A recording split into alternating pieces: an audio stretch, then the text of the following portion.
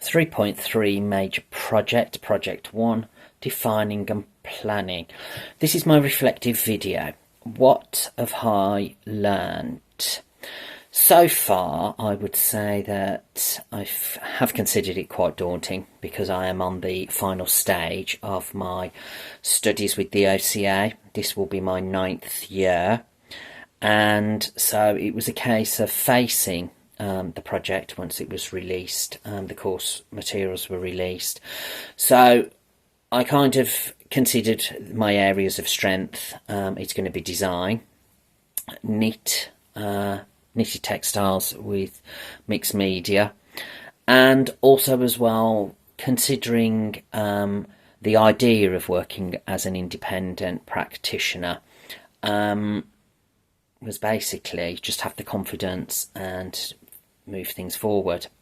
I have had the support with some of the work from 3.1 and 3.2, which has given me a good platform to go back. And while reading the course materials, I did like the idea of interrogating the work. So I started the project with mind maps, mood boards, very visual. The theme will continue with dyslexia because it's become quite personal because of my own personal diagnosis since I started studying with the OCA. So it's very relatable, and it has become quite a personal assignment through the various stages of level 3. And I think that it has really developed with research. My own knowledge has become quite broad, and I've also been able to relate quite well with the traits of dyslexia and finding out why I do what I do in the way that I learn. So the sketchbook case study video just gives a brief outline of how I will be working within 3.3. I think I need to break things down a little bit more, and I don't feel that I need to now overload with sampling and so forth. So I think it's going to be a key thing to be a bit more directional with the work. Sort and select the successful samples that I produced in 3.2. And also as well actually devise them so that they are going to become 3-dimensional, because I'm still going to use the body as a platform. In actual fact, I'm going to make 6 garments.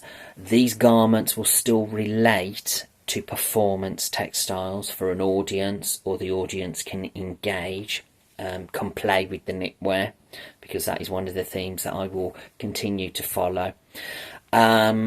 Because of the colour and the tactility and almost sensory-like knitwear.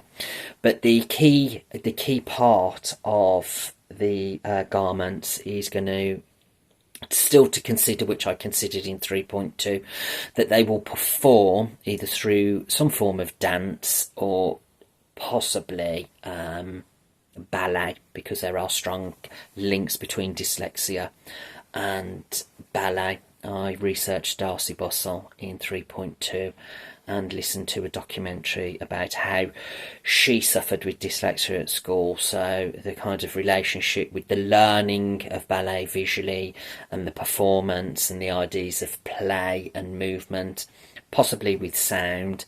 I did some work with Henry Cole in a collaboration in 3.2 where he performed with the samples and we added music and sound to these samples. So that will be another idea that I will be developing. One of the key things for Project 1, through working through the planning, was to still sustain the school report.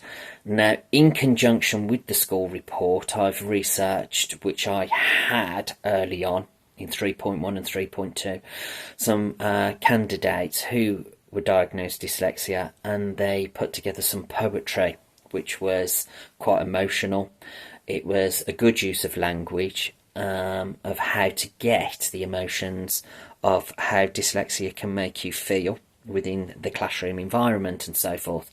So working with the the school report, which is personal to me, my school reports of how the teachers used to write negative connotations with the red pen or the red marker pen, must try harder, poor exam results, has actually helped me write my own story. So this is going to be the key point to start the project for 3.3. Now the school report will then filter into the thin red line for dyslexia. Using the red resonates with the red comments, or the red marker pen as I've been naming it. But also as well, red is identified now as more of a positive connotation and a celebration. That dyslexia, that we're not actually stupid, we are creative people, we just think and we just see things differently. So this will be the initial planning and starting point. The only sampling that I have done for Project 1 was starting to work with some paper toiles. I'm quite liking the idea of wearing these garments as armour-based structures. They will start off with a bodice, and then they may either have one arm or two arms that will connect and disconnect. This will enable the garments to be swapped and changed, possibly for performance, or actually to wear the garments so that you can have fun, play with the tactility and the colour, and also still work with some of the ideas that I formed in 3.2 with unstructured play. So these are going to be my aims. I think the learning outcomes, I'm starting to pull those into elements of the work, and I think also with the way that I have a tendency to work with projects, it's kind of a cycle where I will start off with an idea, I'll work through it, I'll develop it, and then it kind of comes back to the start again. Most of this is done with mind mapping and visual photography, taking photographs and so forth, and planning the journey out in the sketchbook. I personally like that idea and it works for me, and I think it's quite nice for my audience to actually see the visual aspects and the development and the progress of the work. I will probably say that my own personal written work has got a little bit stronger, and I've been able to express. As I say, I am not academic at all. So all in all, for Project 1,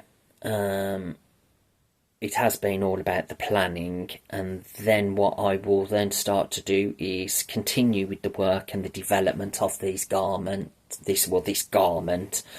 and this will now go into the design process through illustration, drawing out the technical aspect of how it's going to be knitted, and then as I start to produce these three-dimensional samples, I will be using my paper toiles to draw them out, paint, and work out the designs. I am going to start to also work with themes. The sketchbook will demonstrate this for each of the garments and each of the projects. The school report will still make connections with design. I think it's also important as well to bring in the fine art aspect. I think I would like to demonstrate emotion and how dyslexia can make the candidate personally feel with the struggle of this learning difficulty. So I feel quite positive at the moment about the work. I've got lots of ideas and lots of planning, but the planning obviously emerges through this flexible project plan, which I'll be using with a Padlet, where I can mark off and think about and reflect while the work is in process. There will be also Padlets for research, which I can use as an archive, a Padlet for my sketchbooks, so that I can again use that Padlet as a form of interrogation of the work and extract particular key points of learning to follow on, and then obviously towards the end of the project for the conclusions of all these assignments that I've carried out.